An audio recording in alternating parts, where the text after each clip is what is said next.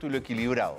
Y yo quiero agradecerle muchísimo a la rectora de la Universidad Nacional Mayor de San Marcos, a la doctora Gerí Ramón, que nos acompaña esta noche aquí en estudios para conocer también su punto de vista. Doctora, qué gusto conversar nuevamente después de tiempo. Bienvenida. Sí, Gracias por estar con nosotros. Sí, muchas gracias, Carlos. Realmente un placer. Un placer. Después de mucho tiempo, ¿no? Comencemos. ¿Cómo recibió usted la decisión del Tribunal Constitucional respecto a la SUNEDU? Mira, yo creo que el tribunal ha sido muy ponderado en su decisión, ya que cuando el Congreso hace la consulta de la inconstitucionalidad, me imagino que tendría algún motivo, porque ya SUNEDU había presentado una demanda, ¿no?, en la parte constitucional. Y entonces esta demanda sale favorable a SUNEDU. Y nos dice incluso a nosotros, a todos, de que prácticamente ya con esa resolución que daba el magistrado, el juez, un juez supremo. Era un supremo, era el Poder Judicial. No fue un juez supremo, fue la primera instancia. Así es. O sea, entra la demanda hoy día a las 8 de la mañana, a las 2 de la tarde sale la sentencia, donde le da respuesta a SUNEDU y le dice, ustedes tienen que hacer tal o cual cosa. Ellos subsanan y al día siguiente, en 72 horas, sale la sentencia. O sea, he escuchado... ¿Le sorprende la velocidad? La velocidad. Y quien saca la sentencia es un juzgado, un juez provisional, una jueza provisional. De los muchos que hay en el país, De los muchos que hay en el Perú. Entonces, si al doctor Segarra le preocupa cómo el Tribunal Constitucional ha demorado unos días... creo que también debería preocuparle cómo es que el Poder Judicial, siendo un administrador de justicia en la que tiene tanta gente en las cárceles, donde los expedientes se duermen eternamente y hay 3.000, 4.000, 7.000 en la cárcel, no resuelve los casos, ¿cómo es que resolvió en 72 horas? ¿No? Y donde prácticamente con esto decían que ya no se podía aplicar la ley 31.520. y que teníamos que paralizarlo. Tanto fue así que incluso cuando sale la ley 31.520 el 21 de julio y nos dan el plazo para hacer la convocatoria a las dos universidades más antiguas, en este caso a San Marcos y a la Católica. Bueno, yo como representante de San Marcos convoco a las elecciones y nos llega varias resoluciones de Minedu y también de SUNEDU que no podíamos llevar a cabo ese proceso electoral porque incluso corríamos el riesgo de que nos destituyan o que nos abran proceso administrativo.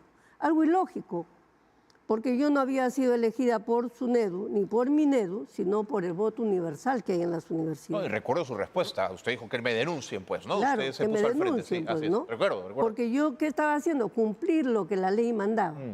Las leyes se han hecho para cumplir, ¿no? Aún con las amenazas que me hicieron. Y posiblemente corría el riesgo de que me destituyan, pero en la vida o haces o no lo haces, no hay término medio, no te puedes quedar a medio camino, porque si no, no avanzas. Okay. Frente a eso... Sí, por favor, termine, no quiero interrumpir. Frente a eso también hablamos de que al señor Segarra le preocupa la constitución de los miembros de SUNEDU. Miren, con la ley 3220, SUNEDU estaba compuesta por 7 miembros. 2 representantes de universidades públicas, colocados por ellos, un representante de universidad privada. Pero por un tema meritocrático. Por meritocracia, ¿no? Y un miembro de CONCITEC y 2 renombrados. Así es. ¿Quién le ha conocido a los renombrados? Solo ellos, porque ellos los elegían, ¿no? Y el presidente de SUNEDU, que era puesto por el ministro de Educación. En este caso, ¿qué hace la ley 31.520? O sea, no le quita a esos miembros de las universidades públicas. Lo que hace es hacer que estos 2 miembros también por meritocracia, porque se evalúa la hoja de vida, se lee la hoja de vida de cada uno de los miembros, los rectores presentan sus candidatos y se elige por la currícula que tienen. O sea, tienen que ¿Pero hay una votación o no? Hay una votación. Entonces no es tan meritocrático, digamos. No, pero de todas maneras se ve quién tiene la mejor currícula, que hayan sido académicos, que hayan sido gestores, que hayan sido investigadores, que son 3 cosas que se necesitan. y que conozca el manejo administrativo de la universidad. Y pero en ese sentido, escuchando, no sé si pudo usted escuchar al magistrado Ochoa, miembro del TC, que dio una entrevista en RPP donde dijo, es que estas dos personas que van a llegar van a despercudirse del espacio de donde venían para convertirse en agentes neutrales. Claro. ¿Eso es posible, doctora Gerí? Claro que es posible. Por ejemplo, dicen que yo, por haber hecho el proceso electoral, podría someterlos a ellos. ¿Usted cree que yo le podría someter a usted? No, porque los seres humanos también son seres pensantes, ¿no? Simplemente yo he cumplido con que se lleve el proceso de elección y conmigo acabó la tarea. Yo no tengo nada que ver. Le di su credencial por la votación y ahí se acabó. Y San Marcos no es la que dirige, en este caso, ya a los miembros elegidos por SUNEDU, para representar a SUNEDU. Porque se acabó la función de San Marcos. Muchos dicen que San Marcos va a seguir manejando. No, eso no es cierto. Yo como rectora de San Marcos me iré de acá un tiempo. Y hablan de la rectora también, dice la rectora. Yo me voy a ir el 2026. Yo acabo en julio del 2026. Y las instituciones quedan. Sin duda. Lo que se está buscando es que la ponderación de SUNEDU sea más justa, más equilibrada, más equitativa. Y ojo, miren, y ahora van 2 miembros de universidades públicas, 1 de privada, 1 miembro de CONCITEC, 1 miembro de CINEACE, 1 miembro de la Junta de Decanos y 1 miembro del Ministerio de Educación. O sea, dentro de los 7 miembros, ellos también se reunirán y verán a quién eligen como presidente. No necesariamente será un profesor universitario. Podría ser que sí, como podría ser que no. Pero, ¿y todo este proceso no le llamó a usted la atención o no le preocupó que pudiese haber un conflicto ético en la medida en que 3 ex magistrados del Tribunal Constitucional, el doctor Mesía, el doctor Blume y el doctor Eto'o, se hayan sumado a los esfuerzos del Congreso de la República y de su propia posición, doctora Gerí, para poder obtener estos resultados ante el Tribunal Constitucional? Bueno, a mí no me parece nada raro, porque recuerden que los abogados están sujetas a litigar por la parte que quieran ellos, porque así es la profesión del abogado. Su función es litigar. Nadie le puede impedir, no litigue por esta área. Pero puede haber conflictos de intereses, ¿no? Puede haber conflictos de intereses, pero yo creo que, miren, yo no sé si yo conozco las leyes constitucionales, porque hay que conocer el Código Procesal Constitucional para poder defender esto, y no me estoy yendo en contra de la norma, no puedo defender. Eso no va a ir contra la ética, ¿no? Yo creo que... no lo percibe usted, ¿no siente que no hay un conflicto? Que no, de acuerdo. ¿no? Quería preguntarle respecto a que hay toda una suerte de campaña, sobre todo de sectores políticos más que académicos, que andan diciendo con mucha efervescencia y con mucha virulencia que la SUNEDU no ha hecho nada, no ha servido para nada. A mí me parece que es una percepción injusta, pero quería conocer su punto de vista, doctora Gerí. Yo no voy a dejar de reconocer que SUNEDU ha estado controlando la calidad. Así es. Que ha hecho licenciamientos, pero también hay que reconocer, ojo, que si de acuerdo al artículo 12 dice que SUNEDU es un organismo público técnico especializado, ¿no? ¿Cómo es que SUNEDU, siendo un organismo público técnico especializado, porque no le están diciendo métase en la elección de los rectores? Usted defina si la firma de ese rector procede o no, a pesar que nosotros los rectores que vamos por voto universal, participa OMPE para las elecciones y participa un comité electoral nombrado por la Asamblea Universitaria. Entonces, ¿cómo es que SUNEDU puede decir su firma de usted no pasa y no sube como rector, ¿no? O te limita a tenerte un mes y medio esperando que te autoricen la firma?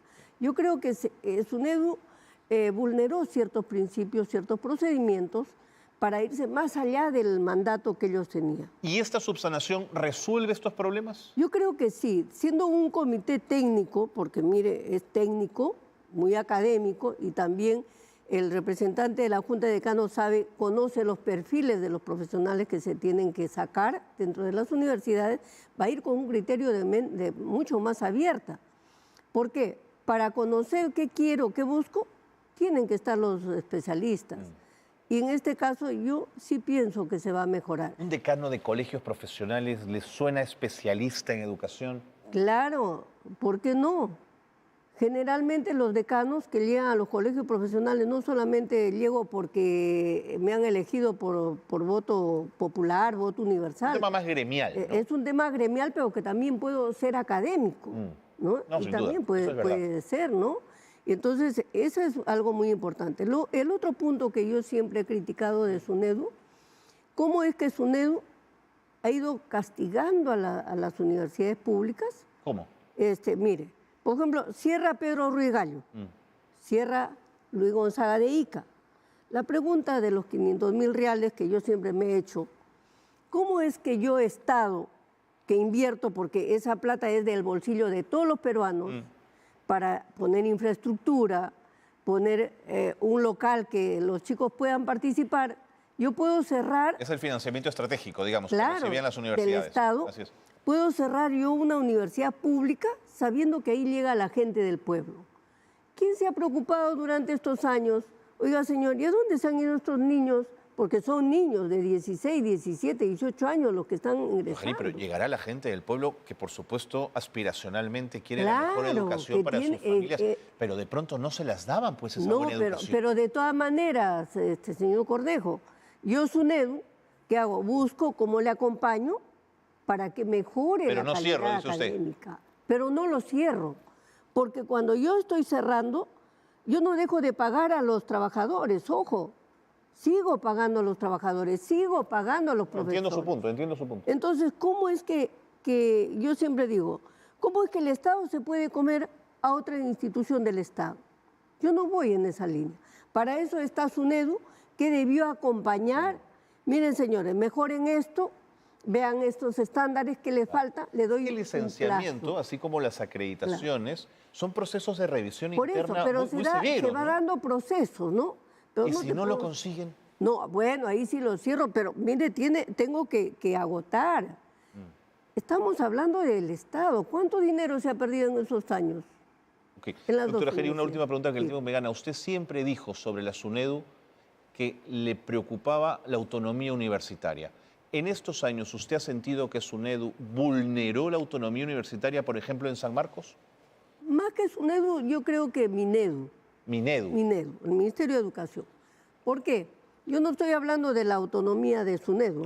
Yo estoy hablando de la autonomía universitaria. Entiendo. Ocurre que cuando sale la ley 30-220 y en el artículo 8 nos habla de que las universidades deben también adecuarse al artículo 18 de la Constitución Política, donde me hablan de mi manejo académico, económico, administrativo. Sin embargo, cuando entra esta norma en la que nos limita, porque MINEDU nos dice, miren, sacan primero un decreto supremo donde 121-2018, donde nos dicen que nosotros tenemos que alinearnos al ROF de MINEDU, a los lineamientos de MINEDU. MINEDU saca una resolución 588-2019, donde nos dice, su estructura orgánica debe ser de esta manera. Oiga, pero nosotros nos ceñimos a un estatuto elaborado por la ley 30-220, que cuando sale el 2014 nos dan 2 años para elaborar. ¿Su estatuto colisionaba con estos indicadores? Colisiona con estos indicadores. De mi estatuto yo saco mis instrumentos de gestión. Sin embargo, al tener la injerencia MINEDU, nos dice, mire, su estructura orgánica, por ejemplo, ahora de las facultades, este es su decanato, sus directores, sus coordinadores, y no hay más órganos de línea. Y eso es falso. Yo no puedo igualar a una universidad de 471 años con una universidad de 20 años. Es como que un abuelito le agarraría con un niño un bebé de 8 meses. Entiendo. Y la diferencia es grande, porque el abuelito puede utilizar pañales, pero son más grandes, pues, y el niño va a utilizar un pañal más pequeño. Las diferencias se van a dar, la estructura se va a diferenciar. Esto no lo ha querido entender MINEDU. Y entonces MINEDU, hasta ahora, mire, no se aprueba el ROF de San Marcos. San Marcos tiene una estructura orgánica tan grande, cada facultad equivale a una universidad pública. Por supuesto. Entonces, ¿cómo me van a cerrar esos bloques? Si yo limito esa estructura orgánica de las facultades, que tienen su autonomía también, ¿Usted qué cree que me van a hacer las 20 facultades? Así como el Congreso, me van a cortar el pescuezo. Claro. ¿No? Entonces, eso no ha querido entender mi nieto. Entiendo. ¿No? Entonces, yo lo que Hagamos algo. Sí. Véngase en 2 años, Ari Manchik. No sé si estaré yo, habrá algún otro compañero aquí sentado, no lo sabemos. Y veamos qué resultó de todo esto, si ganamos Claro. o perdimos. Yo creo que eso sí, y hay que ver que los cambios son necesarios. Nadie se puede aferrar a las cosas Vamos a ver. porque todo es progresivo, ¿no? Lo importante es que la educación en el Perú y yo mejore. sí voy a decir que SUNEDU tiene que mantenerse, tiene que seguir, tiene que controlar la calidad. Sí, pero no así. Pero no así. De acuerdo. Pero que también quiero aclarar, porque muchos me tildan Para cerrar, a mí por favor, doctora. como defensora de las universidades de papel, de cartón, de Tecnopor. A mí no me interesan esas universidades. Yo estoy defendiendo la educación pública, las universidades públicas. Ellas que vean por qué fueron de cartón, por qué fueron de Tecnopor. Y creo que es importante porque a San Marcos todos los días le ponen en los titulares. Por eso es que creo que es importante que se aclare. Yo no he hecho nada. Yo solamente lo que he hecho es cumplir la ley Muy bien. al pie de la letra, nada más, ¿no? Doctora Gerí, le hemos escuchado con claridad, con paciencia, le agradecemos mucho. Hemos compartido ambos puntos de vista. El público sacará sus propias conclusiones, que es sí. lo más importante. Sí. Y ojalá que por la educación del país todo vaya para adelante. Muchas Sí, gracias. muchas gracias y Siempre también un feliz año Feliz para todo el año, país. feliz año, igual para San Marcos. Gracias. Vámonos a la pausa y vamos a seguir con más aquí en Grimanchik. No se vayan.